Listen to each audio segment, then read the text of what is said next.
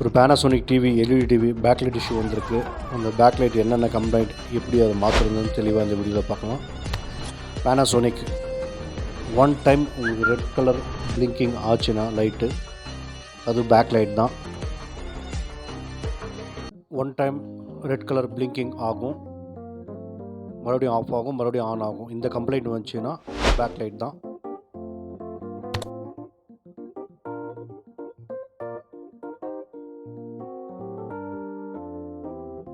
Back cover remove பண்ணிவிட்டு backlight voltage எவ்வளோ வருதுன்னு பாருங்கள். ஸ்டாண்டர்டாக ஒரு வோல்டேஜ் வரல.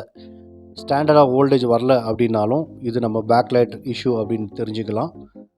அது எப்படின்னு சொல்லி உள்ளே இருக்கிற பல்புங்களையும் நம்ம செக் பண்ணும்போது உங்களுக்கு காட்டுறோம் பாருங்கள். ஒரு பல்பில் கரெக்டான வோல்டேஜ் வரும், ஒரு பல்பில் வராது.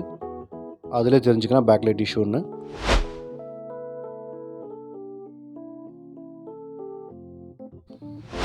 இதை பாருங்கள், ஒரு பல்பில் பாருங்கள் கரெக்டான வோல்டேஜே உங்களுக்கு வராது. 45, 60, 70 அப்படின்னு போயினே இருக்கும். இன்னொரு ஸ்டிப்பில் பாருங்கள் கரெக்டாக 18.75 அப்படின்னு கரெக்டாக அக்யூரேட்டாக காட்டும். அந்த கம்ப்ளைண்ட் வந்தாலே பேக்லைட் தான் இஷ்யூ.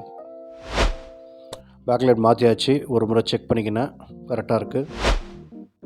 எப்போவுமே ரெடி பண்ணிவிட்டு LED டிவி பொறுத்த வரைக்கும் ரன்னிங் விட்டு கொடுத்தீங்கன்னா பெஸ்ட்டாக இருக்கும். எதனா கம்ப்ளைண்ட் வந்தால் நம்ம சைடே ரெடி பண்ணி கொடுத்துடலாம். ஓகே ஃப்ரெண்ட்ஸ், இன்னொரு வீடியோவில் நம்ம பார்க்கலாம். தேங்க்ஸ் ஃபார் வாட்சிங்.